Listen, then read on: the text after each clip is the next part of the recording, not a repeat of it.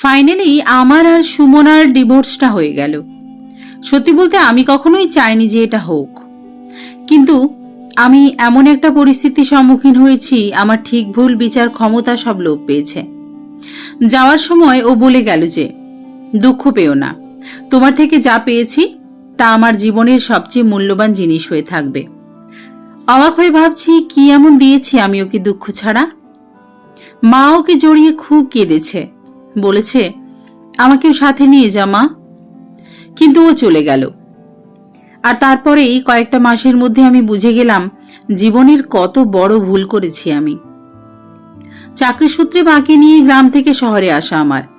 প্রথম প্রথম খুব অসুবিধে হতো শহরের আদব কায়দা আধুনিকতার সাথে মানিয়ে নিতে। তারপর ধীরে ধীরে অভ্যস্ত হয়ে পড়লাম। মা আর আমার সংসার বেশ ভালোই চলছিল। ছোটবেলাতেই বাবা মারা গিয়েছিল। মা একাই অনেক কষ্ট করে আমাকে বড় করেছে। সারাদিন মা একা বাড়িতেই থাকে।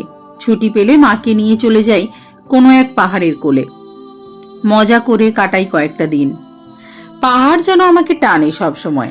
মা এখন বলে বয়স হচ্ছে, শরীর টানে না আর আমার, গিয়ে কাজ নেই। তাই অগত্যা কখনো একা আর কখনো বন্ধুদের সাথে চলে যাই পাহাড়ের ডাকে। আমি মন প্রাণ দিয়ে একজনকে ভালোবাসি। সে হলো আমার কলিগ তৃষা। আমাদের সম্পর্কটা কয়েক মাস এগিয়েছে। আমি বারবার তৃষাকে বলি বাড়িতে সবকিছু জানাতে। ও খুব বেশি গা করে না, বলে এই তো দিব্যি আছি, বিয়ে করে হবেটা কি। বছর ঘুরল, আমাদের সম্পর্কের একটা বছর কেটে গেল। তৃষার সাথে দিব্যি সময় কাটে। নামি রেস্টুরেন্টে খাওয়া কিংবা লং ড্রাইভে বেরিয়ে পড়া দুজনে মিলে। মা মাঝে মাঝেই বলে আর একা একা ভালো লাগে না আমার, এবার একটা বৌমা নিয়ে আয় বাড়িতে। আমি জানি তৃষাকে মা মেনে নেবে, আমার পছন্দকে মা কখনো না করবে না। কিন্তু যত দিন যেতে লাগলো তৃষা যেন বদলে যেতে থাকলো। নতুন বসের সাথে তার ওঠা বসা, এমনকি দেখতাম বসের গাড়িতেই ও রোজকার যাতায়াত। আমি খুব রেগে গিয়ে জিজ্ঞেস করতাম এসব কি হচ্ছে তৃষা। ক্রূর হাসি হেসেও বলল পরিমল, আমার প্রমোশন দরকার। কিছুদিনের মধ্যেই ও আমাদের সম্পর্কটাকে অস্বীকার করলো। অফিসের সবাই আমাকে বলল দুঃখ পেও না পরিমল, এরকম মেয়েরা টাকার জন্য সব করতে পারে। ওরা তো বোঝেনি ওই মেয়েটাকে আমি আমার সব ভালোবাসা উজাড় করে দিয়ে বসে আছি। দিনের পর দিন কাটতে লাগলো চোখের সামনে, আর আমি দেখতে পারছিলাম না এসব। খুব কষ্ট হতো, বিমর্ষ দেখাতো আমাকে। মা জিজ্ঞেস করতো কারণ, কিন্তু চুপ থাকতাম। কিছুদিন পর শুনলাম তৃষা নতুন বসকে বিয়ে করবে ঠিক করেছে। বাড়ি ফিরে চুপচাপ বসেছিলাম, মনে হচ্ছিল জীবন থেকে সব খুশি হারিয়ে যাচ্ছে আমার।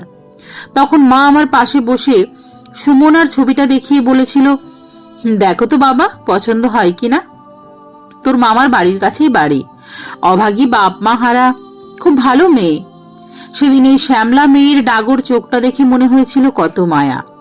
মা আর দেরি করেনি, দেখাশোনা শুরু করে। মায়ের জোর জবরদস্তিতে একদিন যাই সুমনার গ্রামে। ওইখানে ওকে প্রথম দেখি। ওর সাথে যখন কথা বললাম, ওকে আমার জীবনের সব অতীত খুলে বললাম। আমি সেদিন ওকে দেখে অবাক হয়েছিলাম। হাসি মুখে বলেছিল অতীত ভুলে ভবিষ্যতের দিকে এগিয়ে যাওয়াই মানুষের ধর্ম। আপনাকে আমার খুব ভালো লেগেছে, আপনার এই সৎ আর সুন্দর মানসিকতার জন্য। কিছুদিনের মধ্যেই বিয়ে হয়ে যায় আমাদের। সুমনাকে মা খুব ভালোবাসে। সুমনা বাড়িতে পড়াশোনা করে। মা ওকে বলে তোকেও প্রতিষ্ঠিত হতে হবে, তুই আমার ছেলের বউ বলে ওর উপর নির্ভর করে চলবি, আমি তা কখনোই চাই না। আমিও ওকে আঁকড়ে বাঁচি। ও আমার স্ত্রীর থেকে ভালো বন্ধু। এভাবে মাস তিনেক কাটলো। সুমনা বিভিন্ন জায়গায় চাকরির ইন্টারভিউ দেওয়া শুরু করলো, কিন্তু আমি অফিস গিয়ে দেখতাম অন্য চিত্র। তৃষা আমার সাথে এখন নিজে থেকেই কথা বলতে আসে, প্রায় ফোন করে।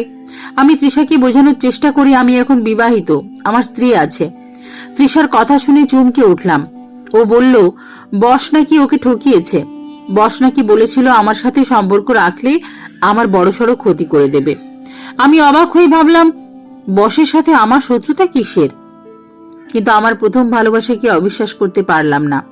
তৃষা আমাকে প্রায় দিন বলতে লাগলো আমরা কি আবার নতুন করে শুরু করতে পারি না। আমি বলতাম, না, অন্যায় হবে তাহলে সুমনার সাথে।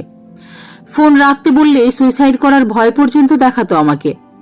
এইভাবে আমি খুব অসহায় হয়ে পড়েছিলাম দিনের পর দিন। আস্তে আস্তে সুমনার সাথে আমার দূরত্ব তৈরি হতে থাকলো। একদিন সুমনা বলল, আমি রাতে তোমাদের সব কথা শুনেছি, আমি চাই তুমি খুশি থাকো, তোমরা আবার নতুন করে শুরু করো। তোমায় এইভাবে কষ্ট পেতে দেখে আমার ভালো লাগে না। সেদিন আমি অবাক হয়েছিলাম মেয়েটার ত্যাগ দেখে। সুমনা বলল, আমি স্বাধীনভাবে বাঁচতে চাই, সংসারের মায়ায় নিজেকে জড়াতে চাই না আর। তোমাকে জানিয়ে রাখি, একটা চাকরি আমি পেয়ে গেছি। আমি ঠিক করেছি কিছুদিনের মধ্যেই এই শহর ছেড়ে দূরে চলে যাব। ডিভোর্স পেপার রেডি করো। আমার সব তালগোল পাকিয়ে যাচ্ছিল। অবশেষে হয়ে গেল ডিভোর্সটা। আমি অনেকবার বলেছিলাম মাসে মাসে টাকা পাঠিয়ে দেব, যোগাযোগটা অন্তত রাখতে, কিন্তু মেয়েটা বড্ড অভিমানী। চলে গেছে সে আমাকে একা করে। এখন মনে হয় সুমনার জায়গাতে আর কাউকে বসাতে পারবো না। সব নিয়ে গেলেও সুমনা একটা জিনিস নিয়ে যেতে ভুলে গেছিল, ওর লেখা ডায়েরি। পড়তেই চোখে জল চলে এলো। কত স্বপ্ন ছিল মেয়েটার আমাকে নিয়ে। আফসোস করতে থাকলাম, কিন্তু তখন অনেক দেরি হয়ে গেছে। কিন্তু এখানেই শেষ নয়। কয়েক মাসের মধ্যে বিনা দোষে তৃষা আমার উপর আনলো শ্লীলতাহানির অভিযোগ। সেই যাত্রায় বস এসে বাঁচালো আমায়। অফিসের কলিগরাও আমার পাশে দাঁড়ালো। বস মানুষটা যে এত সরল আমি ভাবতে পারিনি। তিনি প্রমাণ করলেন এইভাবে তৃষা তার সাথেও তার সমস্ত সম্পত্তি আত্মসাৎ করতে চেয়েছিল। বস বুঝে যাওয়ায় বেঁচে গেছেন। মা কেঁদে বলল, বাড়ি থেকে আমার লক্ষ্মী চলে গেছে। তৃষাকে উপযুক্ত শাস্তি দেওয়ার ব্যবস্থা হলো। এরপর কেটে গেছে 25টা বছর, আর নতুন করে সংসার করার স্বপ্ন আমি দেখিনি। মায়ের মৃত্যুর পর বড় একা হয়ে পড়েছি। সময় কাটে সুমনা আর ওর ডায়েরি লেখা পড়ে। বয়সের তুলনায় যেন একটু বেশি বুড়িয়ে গেছি আমি, কিন্তু ওই পাহাড় যে আজও আমায় টানে। একবার পাহাড়ে উঠতে গিয়ে বেশ হাঁপিয়ে পড়লাম আমি। তখনই দেখলাম এক উজ্জ্বল তরুণকে। ছুটে এসে বলল, আঙ্কেল, আপনার কষ্ট হচ্ছে? পাথরের উপর বসিয়ে জল খেতে দিল। ছেলেটার সাথে আলাপ হয়ে বেশ ভালো লাগলো। বলল, জানেন আঙ্কেল, এই পাহাড় আমাকে টানে, তাই ছুটি পেলেই মাকে নিয়ে চলে আসি। আমি বললাম, আর বাবা? ছেলেটা বলল, বাবা তো নেই।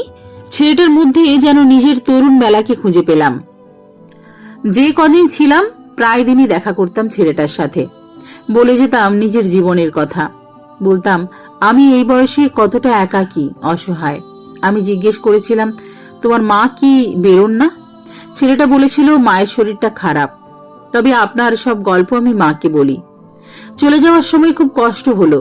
কদিন ছেলেটার উপর বড় মায়া পড়ে গেছিল।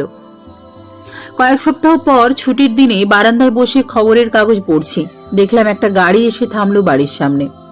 এগিয়ে গিয়ে যা দেখলাম বিশ্বাস করতে পারছিলাম না। আমার সামনে দাঁড়িয়ে সুমনা। বয়স হয়েছে বটে, কিন্তু ওই কাজল কালো চোখ দুটো আগের মতোই মায়াবী। বলল, আমি ভেবেছিলাম তুমি এই তৃষার সাথে দিব্যি সংসার করছো, কিন্তু পাহাড়ে গিয়ে আবিরের মুখে তোমার কথা শুনে খুবই কষ্ট হলো। মনে হলো এখন আমাকে আর আমাদের ছেলেকে তোমার খুব দরকার। আমাদের ছেলে? অবাক হয়ে জিজ্ঞেস করলাম। সুমনা বলল, হ্যাঁ, আমি তো যাওয়ার সময়ই বলে গেছিলাম তোমার কাছ থেকে একটা খুব দামি জিনিস নিয়ে যাচ্ছি। দেখলাম পাহাড়ে দেখা সেই সুদর্শন তরুণ নেমে এলো আমার দিকে। এসে মুচকি হেসে বলল, তাহলে আঙ্কেল, আপনি আমার বাবা, তাই তো? জড়িয়ে ধরলাম ছেলেকে। আমাদের দুজনের চোখে জল। আমি কখনো ভাবিনি যে পাহাড়ের প্রতি আমার এত আকর্ষণ, সেই পাহাড়ই আমাকে শেষ বয়সে ফিরিয়ে দেবে আমার পরিবার। ছেলে বলে উঠল, বাবা, অনেক দূর থেকে গাড়ি চালিয়ে এসেছি, একটু বিশ্রাম দরকার। তোমরা এখন তোমাদের এতদিনের রাগ অভিমান মেটাও।